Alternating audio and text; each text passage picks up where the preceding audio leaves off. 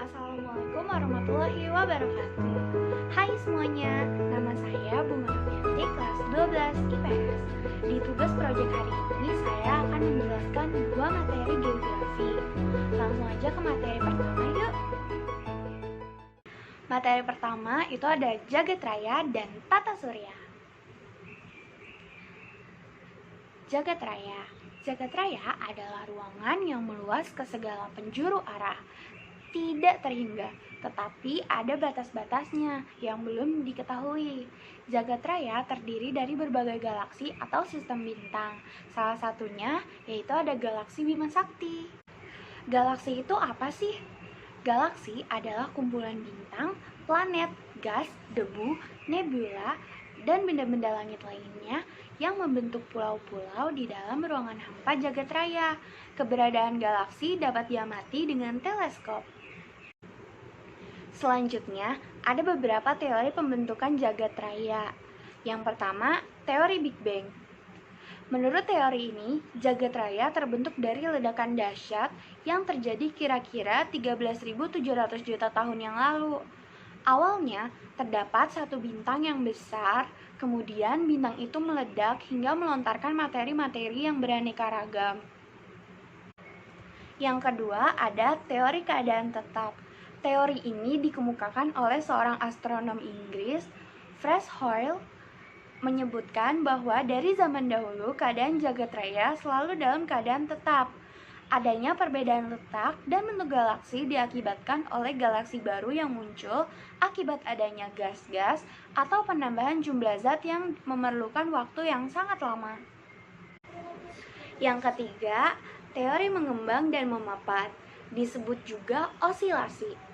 Teori ini menyatakan bahwa materi dalam alam semesta bergerak, saling menjauhi, kemudian akan berhenti, lalu akan mengalami pemapatan dan seterusnya secara periodik.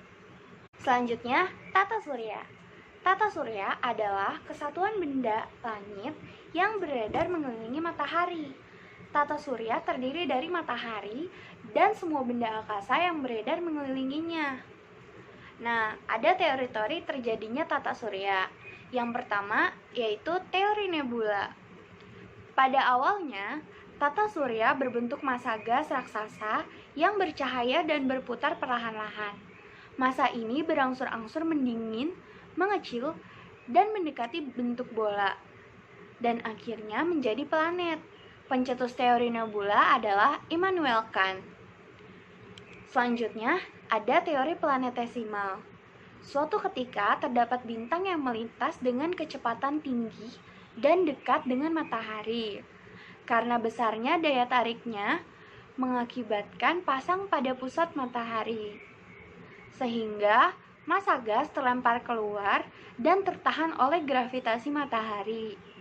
Kemudian massa itu mendingin sehingga memadat. Akhirnya terbentuklah planet. Pencetus teori ini adalah Forrest Ray Moulton dan T.C. Chamberlain. Yang ketiga, ada teori pasang. Hampir sama dengan teori planetesimal, tetapi pada teori ini planet tidak berbentuk secara planetesimal. Ketika bintang mendekat, bahkan menyerempet matahari, menyebabkan filamennya tersedot. Filamen itu membesar di bagian tengah dan mengecil di kedua ujung. Filamen inilah yang membentuk planet. Penetus teori ini adalah Sir James Jeans dan Sir Harold Jeffreys. Next, aku bakal ngejelasin tentang anggota Tata Surya. Yang pertama ada matahari. Matahari merupakan pusat Tata Surya kita. Jarak matahari ke bumi adalah 150 juta kilometer atau satu satuan astronomi. Matahari terdiri dari lapisan kulit dan inti matahari. Lapisan kulit terdiri dari lapisan fotosfer, lapisan kromosfer, dan lapisan korona. Fotosfer adalah gas yang dipancarkan ke segala penjuru. Korona merupakan lidah api yang menyala. Suhu inti matahari adalah 15 juta derajat Celcius. Noda matahari memiliki medan magnet yang kuat. merupakan pusat keaktifan matahari juga. Nah, kromosfer dan korona dapat kita lihat saat terjadi gerhana matahari. Yang kedua, planet. Benda langit yang bergerak mengelilingi matahari, bergerak melewati orbitnya masing-masing, memantulkan cahaya matahari, memiliki verap yang cukup untuk gravitasi dirinya. Sampai sekarang, terdapat 8 planet, yaitu yang pertama ada Merkurius. Merkurius adalah planet yang paling dekat dengan matahari. Jarak Merkurius dengan matahari adalah 57 juta kilometer. Memerlukan waktu 88 hari untuk berevolusi dan membutuhkan waktu 59 hari untuk berotasi. Yang kedua ada Venus.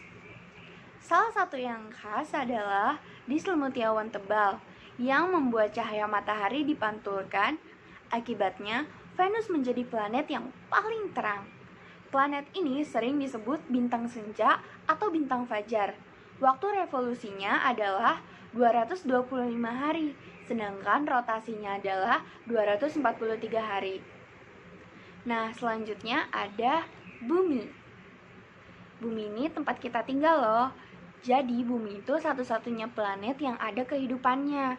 Revolusinya memerlukan waktu 365 hari dan rotasinya 23 jam 56 menit. Yang keempat ada Mars. Planet ini sering terlihat kemerah-merahan. Nama Mars diambil dari nama dewa perang Romawi. Masa revolusinya 687 hari. Masa rotasinya 24,37 jam. Memiliki 2 satelit, yaitu ada Deimos dan Phobos. Yang kelima itu ada planet Jupiter. Planet terbesar di tata surya kita. Permukaan dari planet ini berupa gas helium dan hidrogen. Keunikan dari planet ini adalah rotasi yang cepat 10 jam dan revolusi membutuhkan waktu yang lama 12 tahun. Nah, selanjutnya ada planet Saturnus. Keunikannya adalah dikelilingi banyak sekali cincin. Masa revolusinya sekitar 30 tahun, sedangkan masa rotasinya sekitar 10,5 jam. Yang ketujuh ada Uranus. Ditemukan oleh William Herschel, terdiri dari gas hidrogen, metana, helium, dan mengandung es. Keunikan dari planet ini adalah arah rotasinya yang berlawanan dengan bumi. Masa revolusinya yaitu 84 tahun dan masa rotasinya 11 jam. Selanjutnya yang ke-8 ada Neptunus. Pesawat angkasa Voyager 2 berhasil mengungkap bahwa Neptunus memiliki 3 cincin. Selanjutnya, anggota tata surya lainnya ada planet kerdil.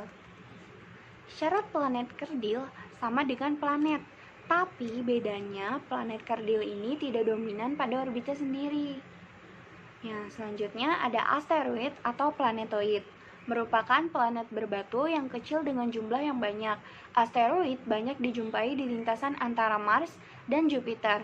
Asteroid yang orbitnya melewati orbit bumi dinamakan asteroid Apollo. Yang kelima ada meteor. Meteor merupakan bagian dari asteroid yang terpisah atau terlepas dari orbitnya. Meteor saat di luar angkasa disebut meteoroid.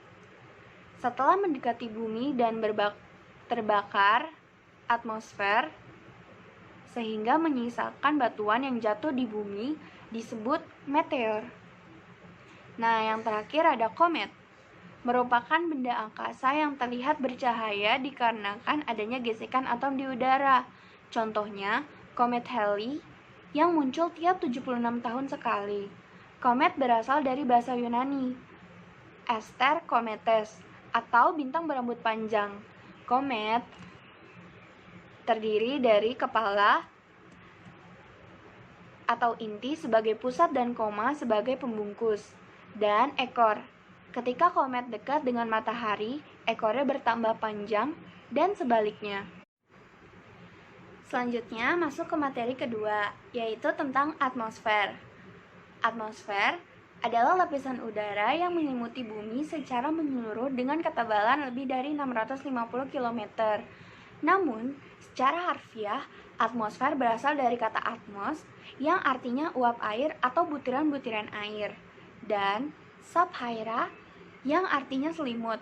Jadi, jika digabungkan, atmosfer adalah lapisan gas atau uap air yang menyelimuti sebuah planet.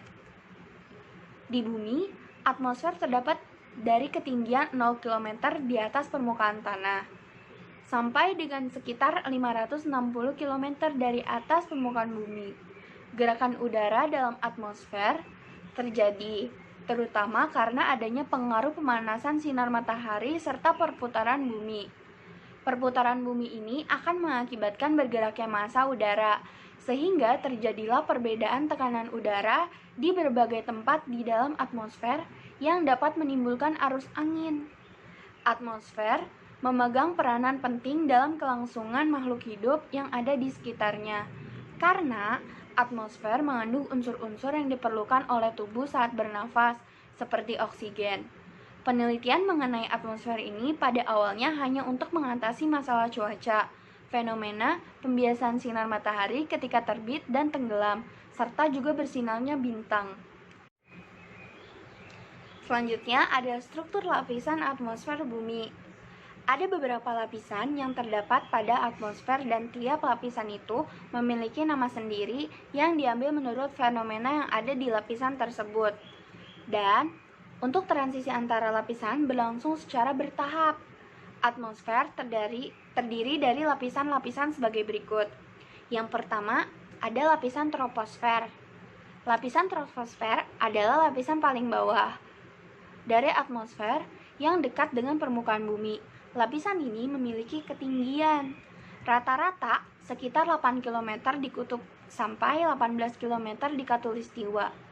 Ada sekitar 80% massa atmosfer yang menyusun lapisan troposfer. Pada lapisan ini terjadi peristiwa-peristiwa cuaca yang cukup penting, seperti hembusan angin, awan hujan, halilintar, pelangi, dan lain-lain. Manusia dan makhluk hidup lainnya berada pada lapisan ini dan mengalami berbagai gejala atau peristiwa cuaca dan iklim. Yang kedua ada stratosfer. Lapisan kedua dari atmosfer. Lapisan ini terletak tepat di atas lapisan tropopause dan memiliki ketinggian sekitar 49 km dari permukaan laut. Di dalam stratosfer ini terdapat lapisan isotermal yang terletak di ketinggian sekitar 11-20 km dengan suhu udara yang beragam kurang lebih 60 derajat Celcius. Lapisan stratosfer berfungsi sebagai pelindung dari gelombang radiasi ultraviolet yang sangat berbahaya jika terkena kulit manusia. Lapisan ozon akan menipis jika aktivitas dunia banyak yang melakukan pengerusakan seperti penebangan pohon secara masif. Yang ketiga ada lapisan mesosfer. Lapisan ketiga penyusun atmosfer ini terdapat pada ketinggian antara 49 sampai 85 km di atas permukaan bumi. Lapisan ini juga merupakan tempat di mana meteor atau benda luar angkasa yang akan menuju ke bumi. Lapisan mesosfer juga berfungsi sebagai pemantul gelombang radio di bumi. Yang keempat, ada lapisan termosfer. Transisi dari mesosfer ke transmosfer dimulai pada ketinggian sekitar 81 km. Dinamakan termosfer karena kenaikan temperatur yang cukup tinggi pada lapisan ini sekitar 1982 oC. Perubahan ini terjadi karena serapan radiasi atau ultraviolet. Lapisan termosfer juga disebut sebagai lapisan ionosfer yang digunakan sebagai tempat terjadinya ionisasi.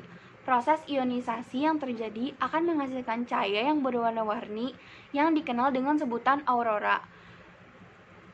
Yang kelima ada lapisan eksosfer. Lapisan eksosfer merupakan lapisan terluar tempat terjadinya berbagai interaksi antara gas di luar angkasa. Kekuatan gravitasi bumi pada lapisan ini rendah karena jaraknya cukup jauh. Inilah yang menyebabkan gaya berat tidak terlalu berpengaruh pada lapisan ini. Pada lapisan ini terdapat reaksi cahaya matahari yang dipantulkan oleh partikel debu meteoritik. Pantulan cahaya matahari ini dikenal dengan cahaya zodiakal. Nah, itu dia materi yang aku dapat sampaikan hari ini. Kurang lebihnya mohon maaf. Wassalamualaikum warahmatullahi wabarakatuh.